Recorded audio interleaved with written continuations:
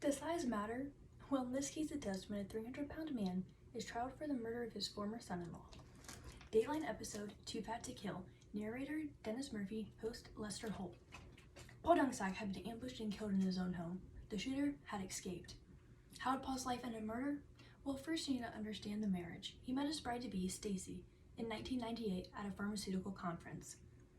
By the end of 2003, after 4 years of marriage and 2 kids, Paul and Stacy were over and out heading for divorce. While Paul was talking marriage, the former Miss Dungsack's life was in freefall. Money trouble. She hadn't found work after the divorce.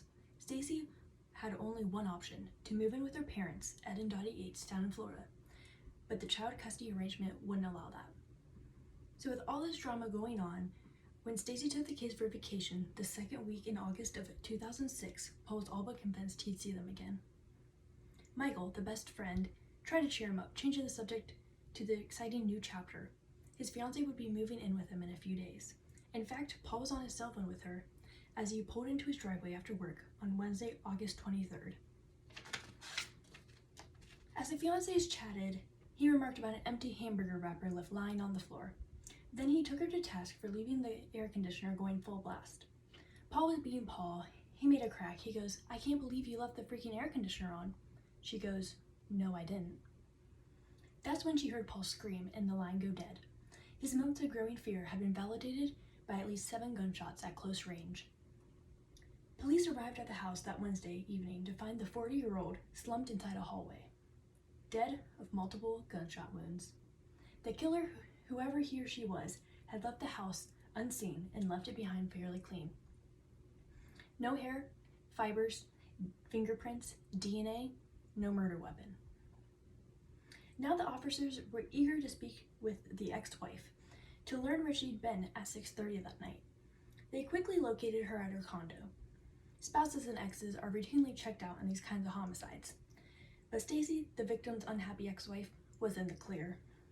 Stacy unquestionably stood to gain from her ex's death. She'd be free now to move to Florida with her children and raise them with the money from the $1 million trust fund that Paul had set up for them.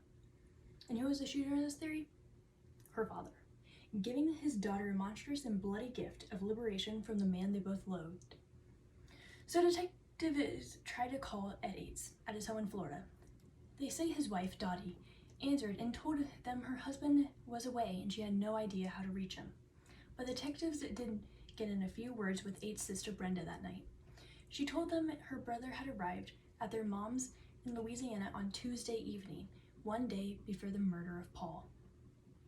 So detectives kept looking into the Yates family's possible involvement in the murder. Roughly a month after the crime, they obtained wiretaps on various Yates phone lines. What they heard sounded to them like a classic cover-up.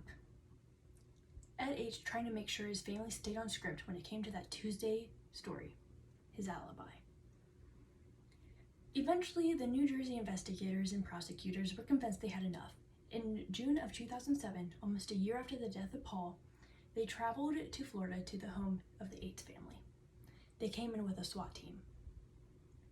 The grandfather, about 300 pounds, remembers being overpowered by sheriff's deputies. Ed Yates had been arrested for murder, and his wife Dottie arrested for hindering apprehension and obstruction of justice. Bergen County's assistant prosecutor Wayne Mello opened the state's case, talking to the jurors not only about the defendant, but about the victim.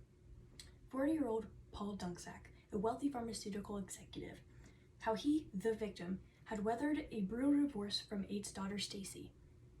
How Paul, on the day he died, was trying to turn the page on the phone chatting with his new fiancée, Lori, when he stepped into his house the night of August 23rd. A police forensic expert provided an incriminating testimony against the defendant. He explained how a computer used by Edward Yates and later seized by police yielded the ghosts of past online searches. He researched how to pick a lock. He would purchase a lockpick set. He researched silencers. He would purchase 2 books on silencers. He researched .22 caliber weapons. And not only did Edward H. research guns, the prosecutor said he owned them too. Asserted by the prosecution but still not proven, but that was about to change in the most dramatic fashion. The defendant's sister Brenda took the stand. In a soft voice, she, in effect, ratted out her brother. She re-encountered how he had asked her to lie to the police. It's clear, argued the prosecution, that Yates then got into his car and drove 21 and a half hours straight to his mother's home in Louisiana, arriving Thursday night. Now, Ed Yates had explained that all way, and his attorney would try to do just that with a novel defense. Jurors, this man is just too fat to kill. Too fat, too old, too sick. In a novel defense that made headlines across the nation, the lawyer called an expert witness, a doctor, to the stand to show that Edward Yates could not have committed this particular crime. Why? Because the creaky grandfather was too fat to have pulled it off. The medical expert testified that Edward Yates' obesity fueled by a litany of chronic health problems, asthma, diabetes, high blood pressure, making it unlikely for him to have been able to run during or just after the crime. What's more, his sleep apnea, which left him chronically fatigued, would have ruled out an all-night and all-day getaway from New Jersey to Louisiana. In his closing, the prosecutor theorized to the jury just why Edward Yates had gone to such lengths to kill Paul Dunksack. It was for his daughter Stacy, whose life had been in freefall ever since her divorce from the victim. Now it was the jury's case, but it wouldn't take long, just a little more than a day to render a verdict. Guilty. The 12 men and women who'd heard the case agreed that Edward Yates had, in fact, murdered his former son-in-law Paul. His too fat to kill defense may have won points for being original, but these two jurors said that the panel rejected it completely. His daughter Stacy, who declined to speak with Dateline, faces no charges in the death of her former husband. The judge had little sympathy for Edward Yates. He sentenced him to a life without parole, likely a death sentence, for the 65-year-old grandfather, who the jury believed lay in wait and then fired at least 7 times. Not too old or too sick to hate.